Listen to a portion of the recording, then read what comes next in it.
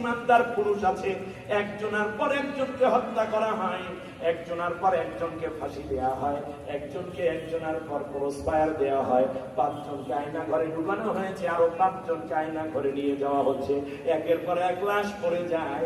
এরপরেও তারা একদিন শপথ নিয়ে যেই কাফেলায় দিন কায়েমে শামিল হয়েছিল, এই শপথ তারা কোনোদিন পরিবর্তন করে নাই।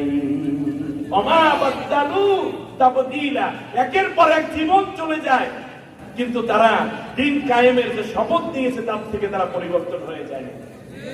এই দলটার নাম বলার দরকার আছে? তাহলে আমরা এত কেন ঠুনকো বুদ্ধি করে থাকি? আসুন না সবাই মিলে যেই কাফেলাটি এগিয়ে আছে তাদের নেতৃত্বেই আমাদের টার্গেট যদি আল্লাহর দ্বীন প্রতিষ্ঠা হয়, তাহলে ওই দলটাকে আগাইয়া আমরা এই কাফেলায় শামিল হয়ে আল্লাহর রহমত এবং দয়াকে আগেই রূপে নেওয়ার সুযোগ তৈরি করতে পারি। আল্লাহ রাব্বুল আলামিন